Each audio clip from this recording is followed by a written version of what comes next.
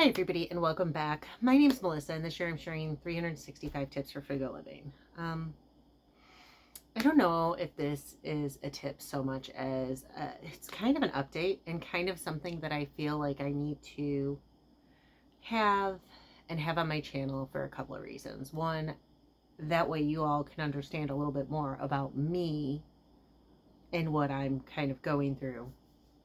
And two, if I end up dead, it would kind of be nice to have like a whole series of evidence. So I am neurodivergent. I don't really my channel isn't about being disabled, so I really don't talk about it so much because it's not about my disability. But I have the kind of neurodivergence that gets you shot. I tick a lot. Sometimes I tick on camera and you can see like little things.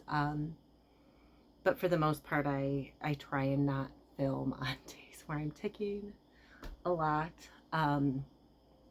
Though, you know, when you tick every day, they're going to show up. So, you all know that I film in a dark environment the majority of the time because, well, I mean, maybe you don't all know, but the reason I do, and I have mentioned it from people who question it, is I'm photophobic. It doesn't mean I'm afraid of light. It means that I have extreme light sensitivity. And when exposed to light and strobe lights and flashing lights, I start ticking really bad.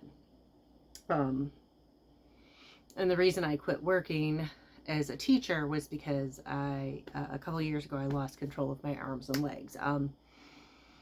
I had always had facial tics. I didn't even realize I had vocal tics until I told a friend who I hadn't seen in a while. And I mean, I've known him like 23-ish years. And we used to date, so he's seen me in a lot of different environments. And I pointed out that one of my things is a vocal tic. And he's like, you've done that since I've known you. So apparently I've been doing it all along and just didn't notice that I was doing it. So I can mask a lot of them, but not always. And so there's a problem in the neurodivergent community, and that is that because our brains are different and can cause us to act in different ways, a lot of people don't understand that. And you know, some people are really nice. Like today when it was so loud at the pharmacy, I had to literally like cover my ears. The pharmacist or pharmacy tech, I don't know, the lady at the counter asked, she's like, do you not like loud noise? I'm like, yeah, you know, and it was a really long line and everything. And you know, the one lady apologized. She's like, I'm so sorry you're having to go through this. But it was just a rough day in general. So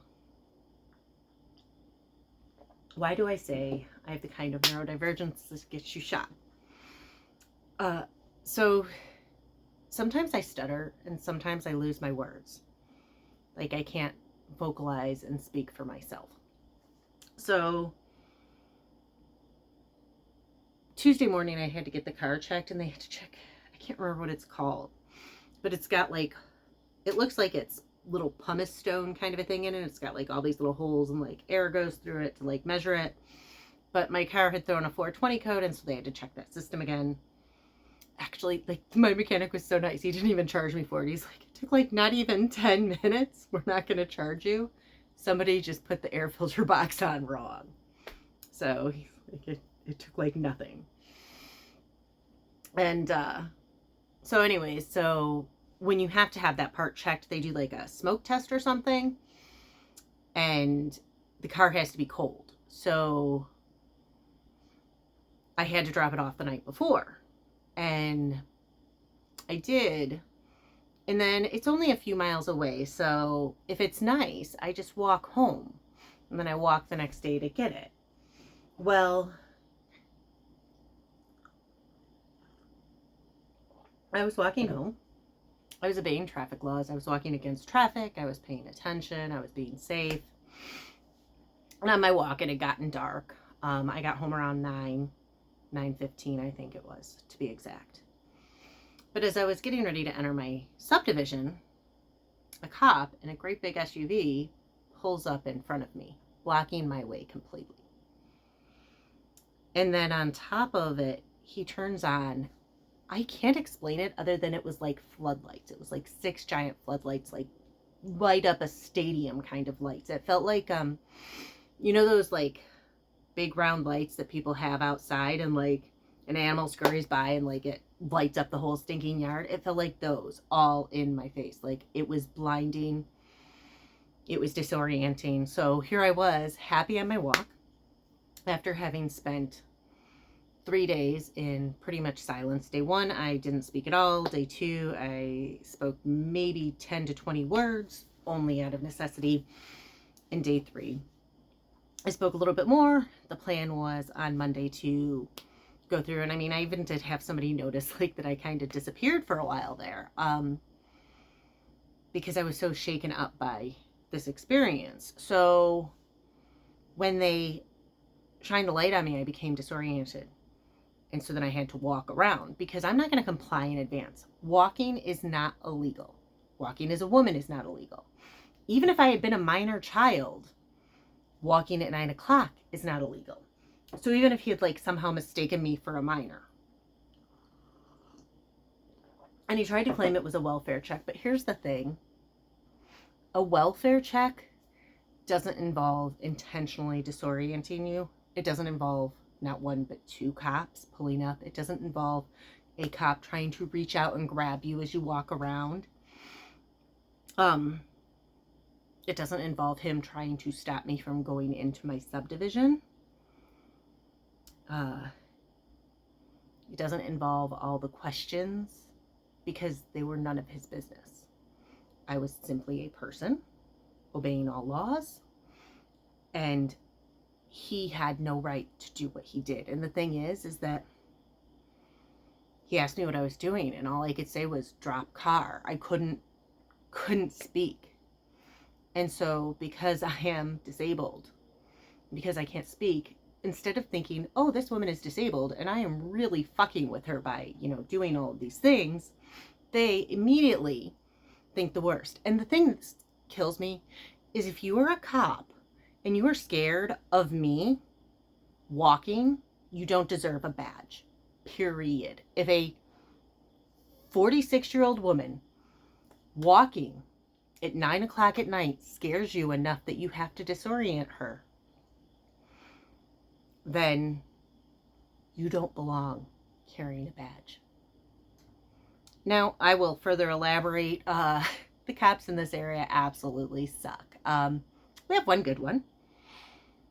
We have other ones that chose not to file charges on a wannabe school shooter. Just let the school handle it, because we didn't want to ruin the poor boy's life. Now, mind you, he had multiple violent offenses, but we didn't want to ruin his life. We have another guy who hospitalized his girlfriend. It's like the 6th woman he's hospitalized. Keeps getting out. Never has to serve jail time. Or like he serves jail. Never has to serve prison time, because we don't want to ruin a man's life. We don't want to ruin a white man's life, just to be clear there. The pecking order where I am is men, specifically white men, then Latino men, then black men, then white women, and then I don't as far as Latino and black women, how they fall into it, honestly. Definite racism, definite homophobia, definite ableism. The one good cop actually has a disabled kid, and so they're very sensitive to the factor that we're in a different situation. But I'm on my own. And I guess too, like, if something further happens to me, I kind of feel like it's important for somebody to know. So if I get shot for being neurodivergent because I start ticking, and one of my tics is horrible. It's like this horrible, horrible scream. If I start flailing my arms, if I start kicking, like, these are things I can't necessarily help. I quit holding my niece and quit hugging my nephew for a full year, over a year, because I was so afraid of physically hurting them. And during the family picture, I wouldn't even let my niece be near me because she was so little. And you know how like little kids have like that really soft feathery touch, and that like would set me off. And I was so afraid that she would do that, and I would tick and I would smack her and she would get hurt. And you know, then her only memory of Aunt Lissa would be getting slapped by Aunt Lissa. And that's one. I wouldn't want to hurt her. First off, I would not want to hurt any child, but especially a child that I love and care about, like my kid, niece, nephew. But second of all, I really like, on a selfish note, I don't want her only memory of me to be, you know, trauma. So it sucks. It absolutely sucks ticking. Plus I have echolalia, so I will repeat ticks, which can suck. But I have enough videos on this channel, I feel like, to have established a pattern of I prefer a dark setting, I live a simple life, and I have to deal with a lot of struggles. I feel like that's kind of evidence. So I feel like at least now, if I get shot, because this is honestly, being arrested has been a definite fear, because if you put me in cuffs, I'm going to dislocate my shoulder. I will literally like tick because of the positioning. When I go to PT, they have to warn me before they touch me at all, because they know I could like smack them at any time if I'm like not ready. And they also know that if I am going to tick, like you can feel it. Like there's a, I think it's called like a preemptive urge. Mine is like right in my lower back, like right in my lumbar region, and I feel it, and then it feels like chills up my spine right before I tick. But I think it's because my first tick was like, it felt like chills up my spine, and then my back would like jerk. I mean, it's not so obvious now, and I really don't do that one so much anymore. But when I do it, it's not as obvious anymore because I am a grown person, so I have like more body mass versus when I was in 4th grade and everybody called me a freak. Even my grandma used to hold down my shoulders. The one woman in the world who I always knew loved me would hold down my shoulders and tell me not to do that because I don't want people to stop liking me. I was made fun of by everyone. And I live in a world that's very scary right now. I live in a world where my government, the people in charge of my government, find me useless. They find me to be a problem. They just think I'm over here shitting myself and evading taxes.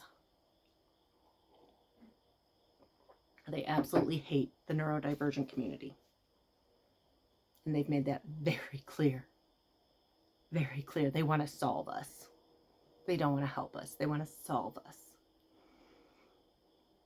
And there's no solving us. And so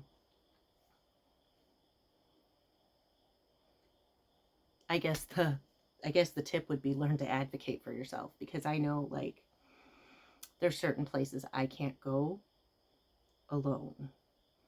And there's certain places that not only can I not go alone, I have to go with a specific person. Like I can go with my kid if they're having a good day, or I could go maybe with my brother. My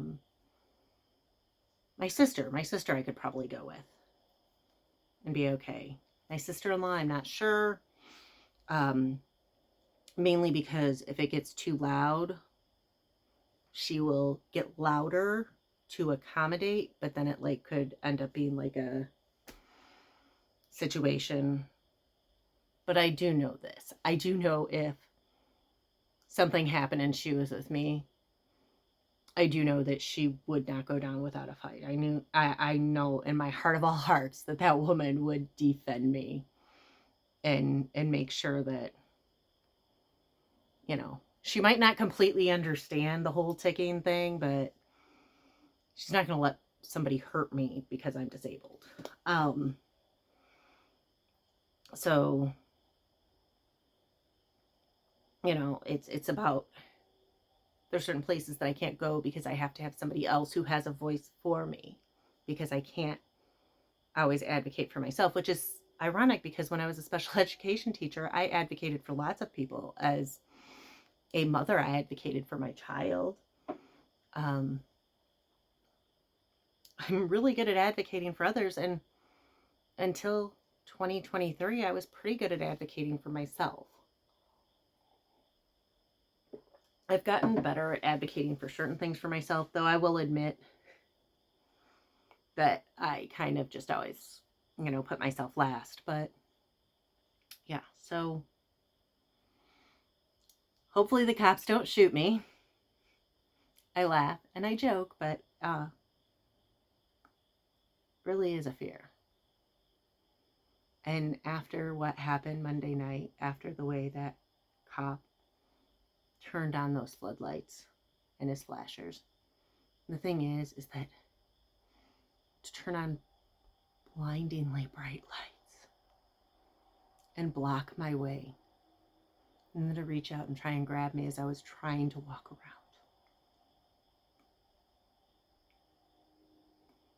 I was perfectly fine until he approached me. And the thing is that I've talked to a couple of people, and I'll be calling the ACLU tomorrow. But I did have to take a few days to gather it. I did contact somebody who knows more. Gave them kind of like a brief oversight. I didn't even tell them everything I've told you so far. But they said, first, the good thing is that you are okay. I mean, like, as okay as I can be. I mean, I'm still coming down off of adrenaline, because the other fun thing, neurodivergent people don't process adrenaline the same way. So I always thought everybody had like almost like an adrenaline hangover for days, but I guess most people it's done in like a few hours. And I was like, are you serious? But if I have my adrenaline spike, I take at least 2 to 3 days to re-regulate. So it really sucks.